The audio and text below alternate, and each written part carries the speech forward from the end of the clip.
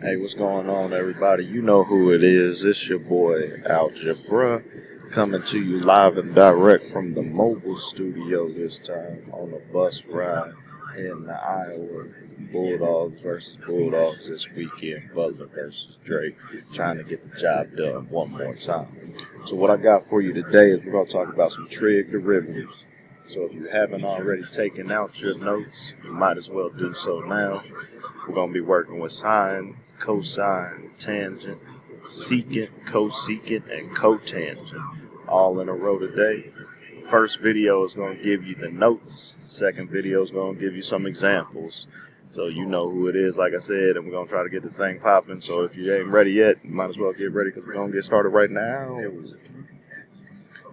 First problem is y equals sine of x. And so again, I'm trying to find dy dx just like I have been all week. We're going to try to use this actual graph to give us that information this time. We know that dy dx represents the slope.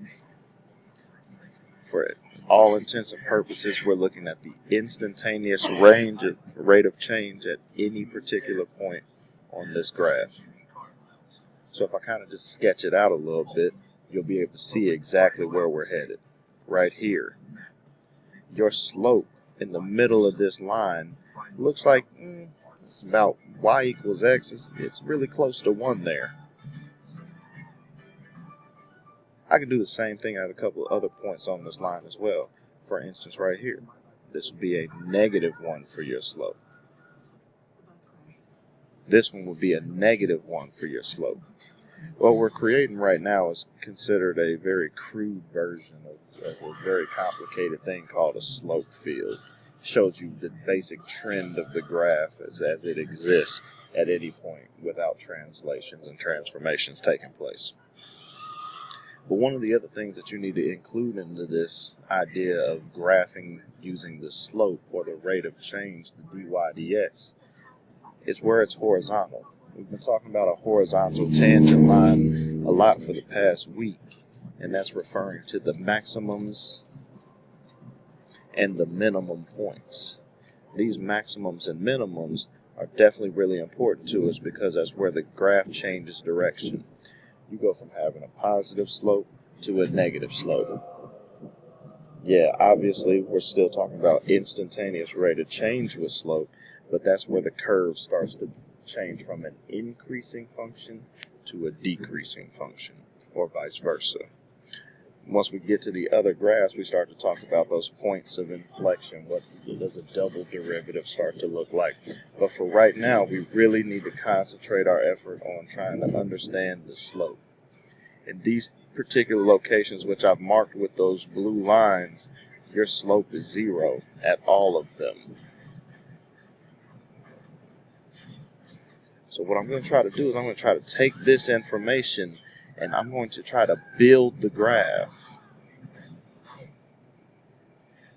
for dy dx. If I want to build this graph, what I'm really saying is I'm going to take those slopes and use them as y coordinates. The slope on the f of x graph is now the y coordinate on your derivatives graph. So here we go. We're going to build this graph. First thing, I get my xy axis going. And now I'm going to start to place these points. When x equals 0, your slope was 1. So when x equals 0, my y coordinate is going to be 1. When I got to this point right here, which was represented by pi over 2, I need to be at 0 because it was a horizontal tangent line. And then I continue going. Once I get to pi, I should have a point that's down at -1 because that's what my slope told me to do. And then I work back up. Now that's kind of a very similar shape to what you had before. Check out what happened on the other side as well. Same thing. It's symmetric, which is causing us to believe that we might actually be dealing with either a sine or a cosine wave. I go ahead and connect your dots.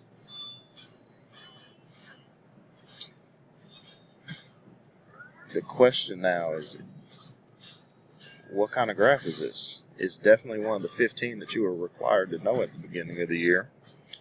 It's a wave, so you know it's got to be trig. And in particular, this wave is beginning at the highest point on it. It's at the top of the crest, which means we're talking about the graph of cosine. Your derivative of sine is the cosine of x. So again, we just built this thing out. We used the slopes that we saw on the original graph of f of x to create the derivatives graph.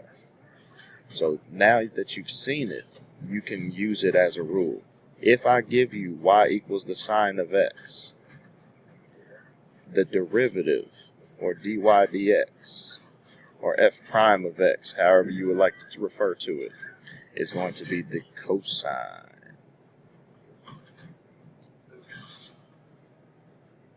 Cosine, feeling so fine. Next one we're going to do is talk about cosine, and no, it does not directly turn back into sine. That would be way too easy. There's a little bit of a transition. I'm going to pause my screen, get it all set up, and then I'll see you back in about 35 seconds. Peace. After a brief hiatus and a couple of bumps on the road, traveling down I-74 right now, headed to Des Moines, Iowa, your boy came back at you with a y equals cosine x. And what I'm looking at in this particular graph, again, I'm going to try to use the original graph and mapping out its slope to create the derivative function dy dx. Last time we saw that the slope could be calculated using a basic observation. Here's where you have horizontal slopes. Those horizontal slopes are going to be important to us. Over here, I've got a positive. It looks like about 1, so we're going to call it that for right now. That looks like about -1. Here and here as well, we're looking at either positive or -1. This sinusoidal curve, and in this particular situation, the cosine, the complement of sine, has x values of pi over 2, pi, 3 pi over 2, and 2 pi. This represents the 1/1 full period of the cosine function, 1 revolution around of a unit circle. All of those things are still the same. We have not changed anything from what you learned back in geometry, algebra 2 or trig, or pre-cal. It's all still the same. We're just building onto it by talking about the actual rate of change now. So if I've given you the y equals cosine, I want to find dy dx now. For dy dx, I want to use the information that I graphed to create a picture of its derivative.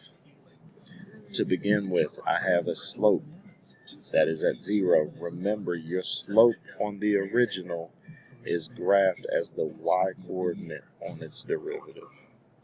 So I'll go from 0, and I'm going down to -1, working my way back up to 0, and finally a +1, and another 0.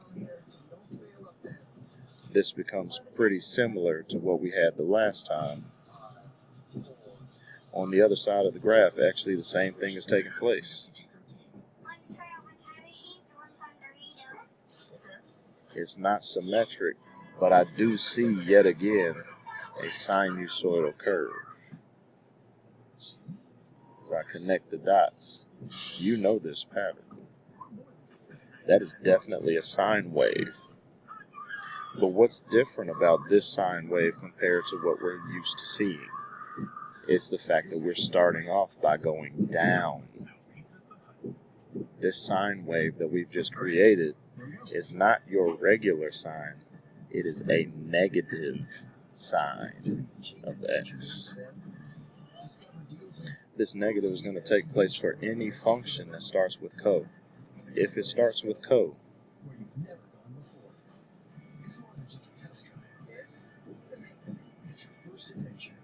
you're going to use a negative.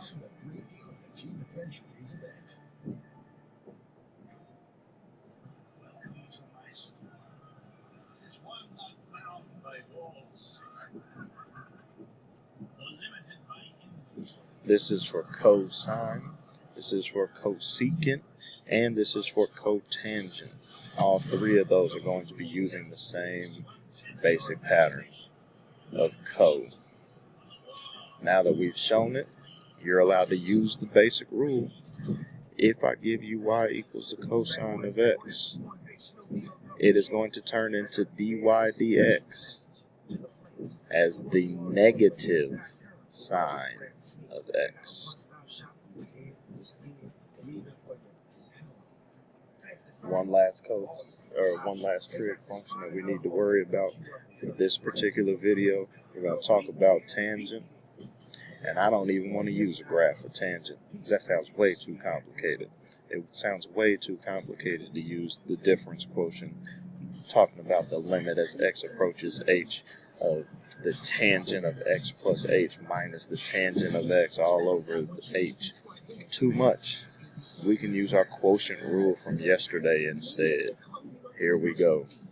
If f of x is the tangent of x, I'm going to do some trig magic for a second and remember the fact that tangent can be rewritten as sine over cosine. And using this trig magic that I just came up with, I can use the quotient rule. The quotient rule said low d high minus high d low. All of that goes over low.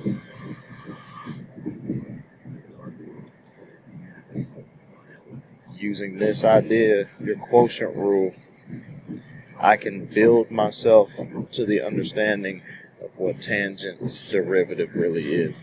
Yes, I said we're finding the tangent line of a tangent function. That's crazy. dy dx is going to be, in this particular situation, the cosine of x times the cosine of x minus the sine of x times the negative sine of x. All of that goes over the cosine squared of x. Let's simplify that down a little bit. On the top, I see cosine squared x minus plus sine squared of x all over the cosine squared of x. And then my main man Trev over there on the other side of the room tells you, oh wait, sine squared plus cosine squared equals 1. I love trig identities. I know them so well. Yes, Trev, you're right. Change that bad boy into a 1. And then pause for a second. Think about what you have here. It says 1 over the cosine squared of x. 1 over the cosine is the same thing as secant. The derivative of tangent is the secant squared of x. If I give you y equals the tangent of x, you will be able to change that into dy dx, which is represented as the secant squared of x. Last thing I've got for you in this short amount of time that I have left in this video, about 30 seconds, I'm going to flash up on the screen all of the trig derivatives that you need to know, starting off with the sine, the cosine, and the tangent. But now you can also deal with their reciprocals because of your quotient rule. I'm not going to take time to show you. I'm just going to give you the answers.